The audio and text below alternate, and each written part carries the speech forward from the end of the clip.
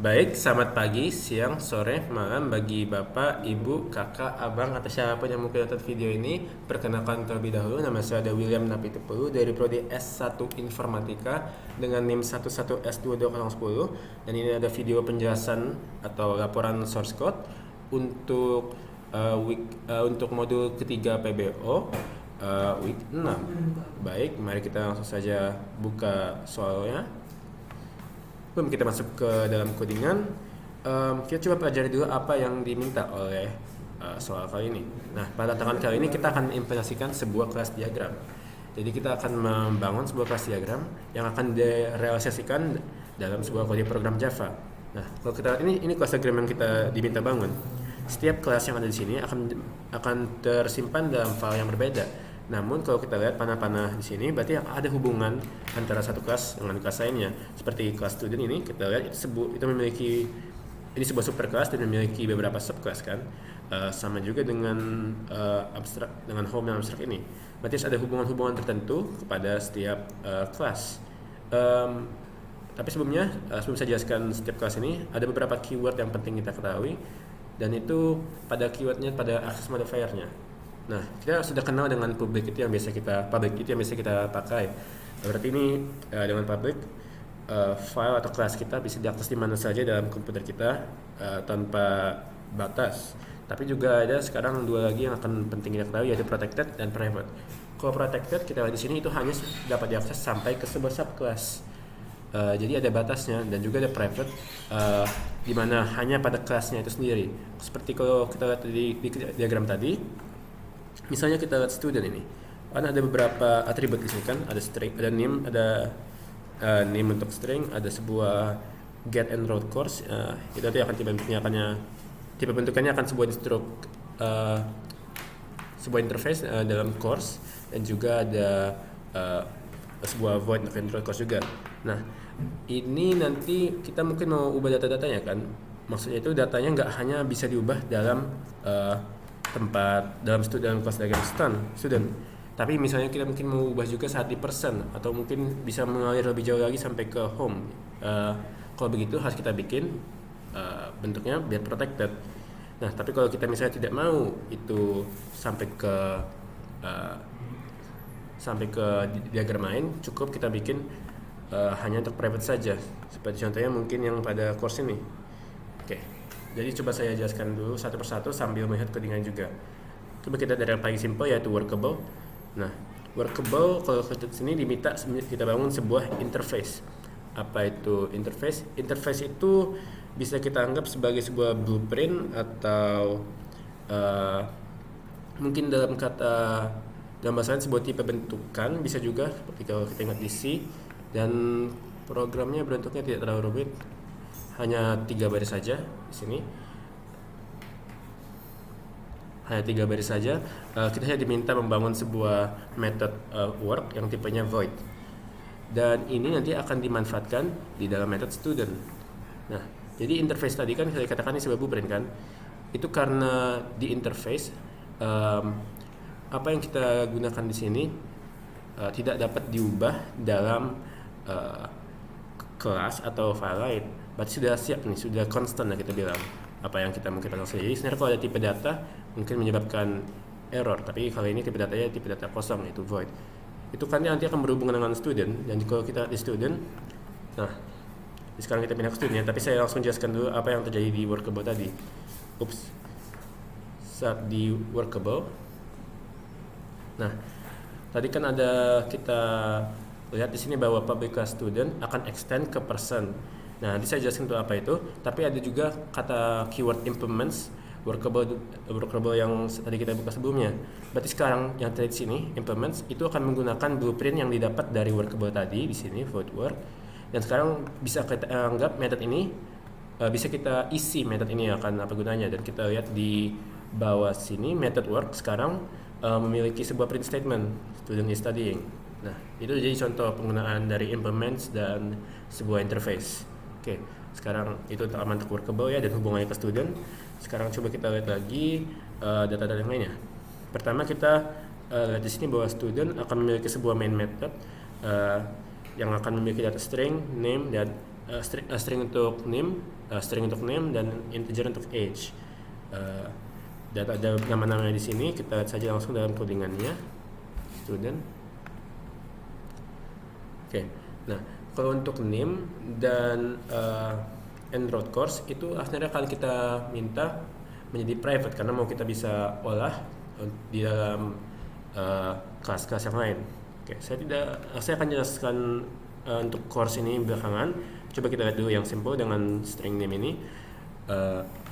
Berarti pertama kita akan bangun dulu tadi method utama kita. Terus bukan main method ya, tapi lebih ke sebuah method yang akan mengisi data-data kita. Nah, nanti kalau ini sebuah method di mana data-datanya akan terisi di app, yaitu program utama kita yang akan mengisi dan menceritakan atau memberi data pada setiap kelas kita.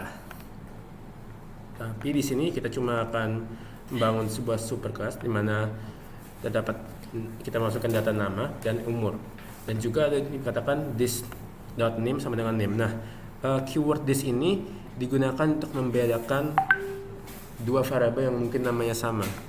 Kalau kita di sini kan ada private string yang name ini kan. Nah, tapi juga ada data name yang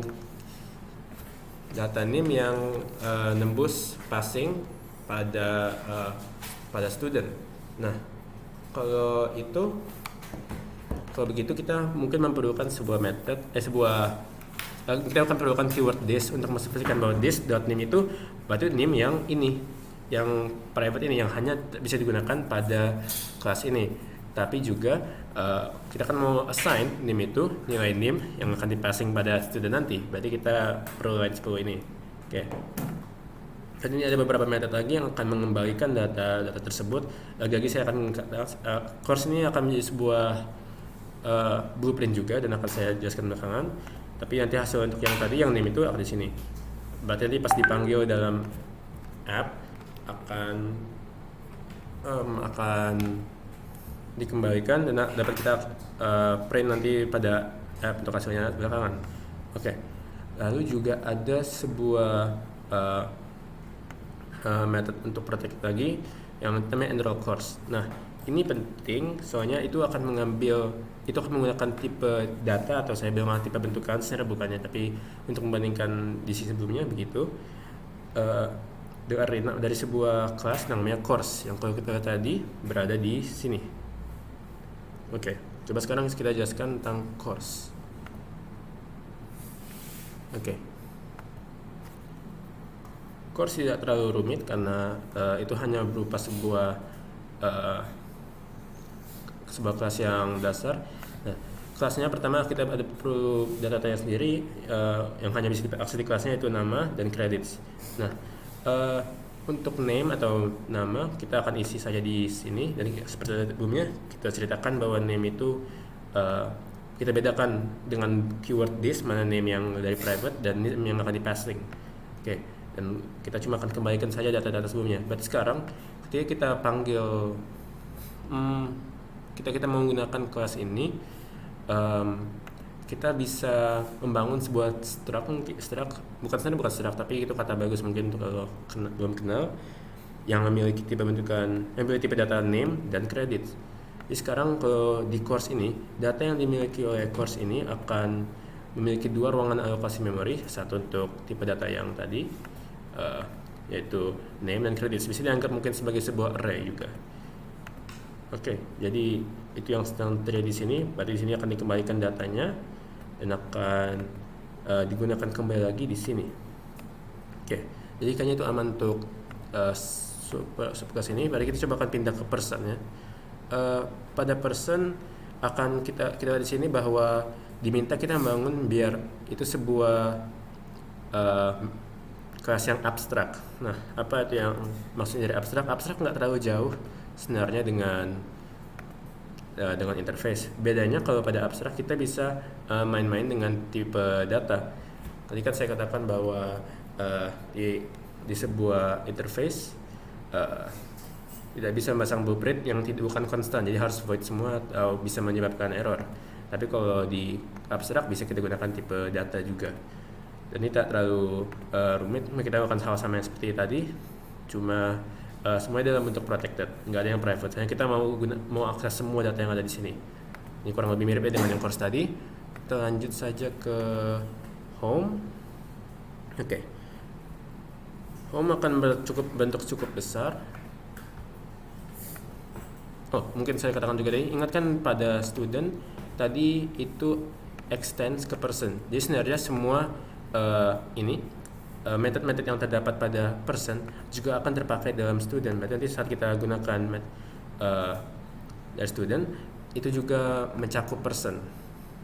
Oke, dan sekarang tadi untuk yang home saya katakan, nah di home ada beberapa pemanggilan dari method atau kelas yang kita bangun sebelumnya. Yang pertama ada dulu beberapa di kamusnya ada beberapa private tipe data private lagi, dan itu juga akan mengambil dari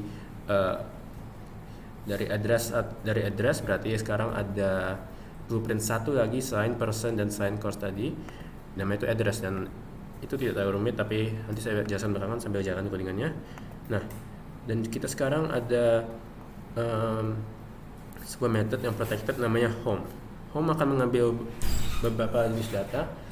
Pertama adalah string, lalu ada tipe ya saya katakan struct tapi bukan struct ya, dari person, dari string, dan dari string itu lagi. Dan ini akan kita gunakan untuk mengolah alamat atau tempat tinggal karakter atau student kita. Nah, ini yang untuk line 89 saya sudah tak perlu saya jelaskan lagi. Tapi untuk line 10 kita akan memanfaatkan yang tadi address sebelumnya. Jadi sekarang kita akan mengisi home address, berarti home address yang private ini akan kita alokasikan memori, di mana ruang memori kita alokasi nanti berbentuk address 11S2010. Nah, kita passing data dari city add dan street add. Berarti yang sedang terjadi ini, home address ini sekarang akan terisi data city add dan street add lewat method class address. Dan kalau kita lihat di sini class address dipasingkan tadi city add dan street add ini, dan lalu akan dikembalikan kedua datanya, dan jadi membentuk sekarang alokasi memorinya memiliki kedua hal tersebut. Oke, lalu untuk sisanya straightforward, itu tidak terlalu jauh dari yang kita lakukan sebelumnya, tapi kali ini kita menggunakan address, itu yang tadi kita isi ke home address, kita return datanya, dan juga persen kita return datanya.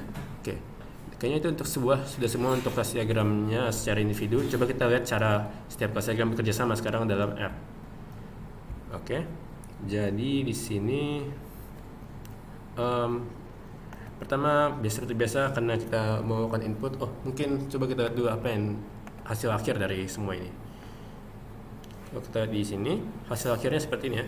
Kita akan input beberapa data dan kita harus bisa diterima semuanya, dan akan mengeluarkan seperti ini. Jadi pertama akan minta angka sebuah string yang nanti jadi name-nya, namanya, integer atau angka. Ini walaupun nanti tidak akhirnya keluar, ini cuma sebuah home model kayak apa security-nya, tapi nggak akan terlalu penting untuk hasil akhirnya. Kemudian alamat, apa mata kuliah yang sedang dipelajari, dan prosesnya sampai kemana sekarang. Oke, itu hasil outputnya. Jadi kalau kita kembali di sini, oke, pertama ada kita minta dulu inputnya semua. Ini kan tadi untuk name dan nama. Oke, itu cukup straightforward. Dan sekarang kita mau minta sebuah integer kan untuk umur.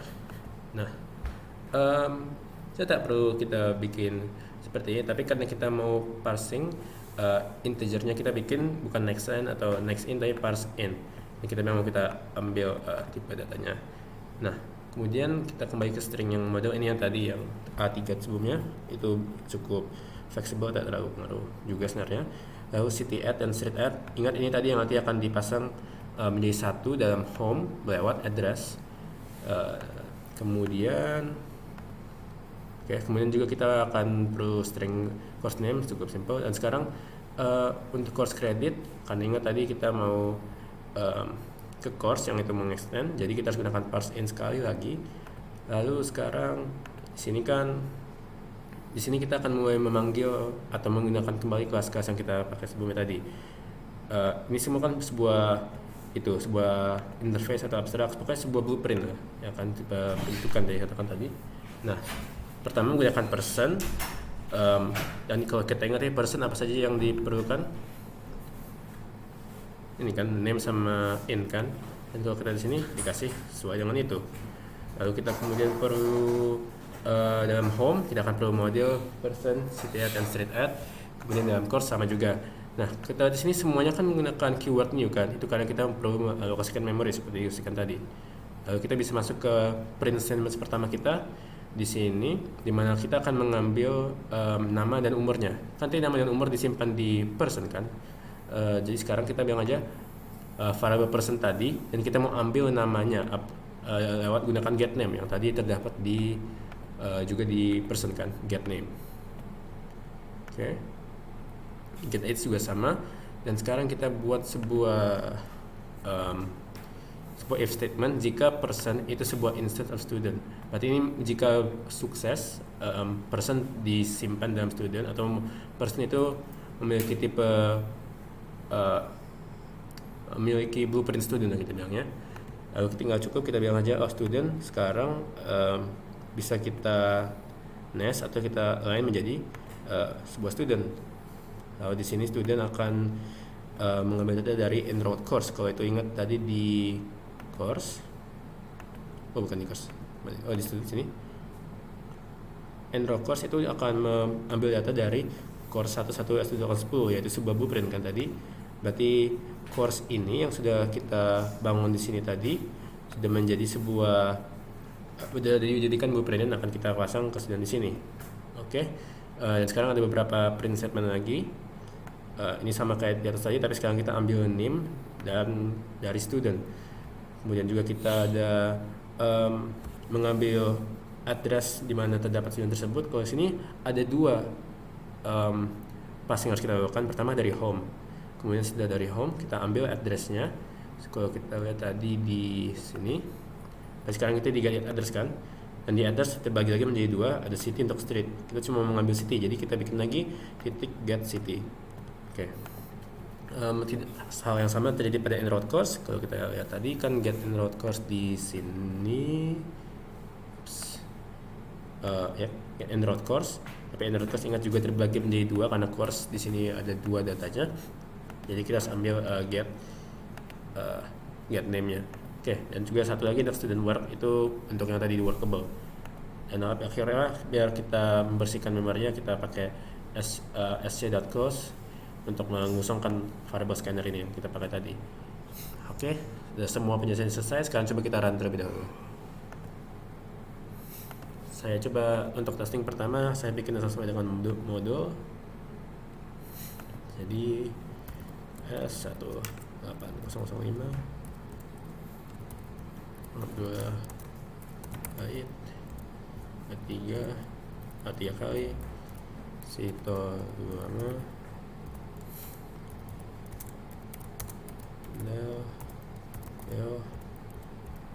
Nah, oke, baik. Kalau kita lihat hasil outputnya sama ya, cocok ya. Bahkan formatnya juga udah cocok. Coba saya run sekali lagi, tapi saya sekarang pasang coba data saya sendiri. Saya pasang name saya, nama, kemudian umur saya, model saya cukup lagi aja, saya bikin semua.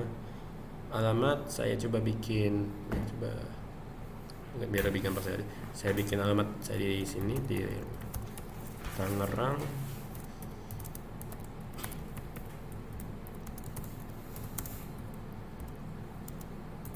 Saya lagi baca PBO dan saya bikin ada 3. Oke, dan kalau kita lihat hasilnya sesuai ya outputnya. Formattingnya juga udah pas, dan oke, kayaknya itu saja untuk kali ini. Oke, jadi ini akhir untuk videonya, penjelasannya. Kurang lebihnya mungkin mohon dimaklumkan, dan ya, sekian, terima kasih.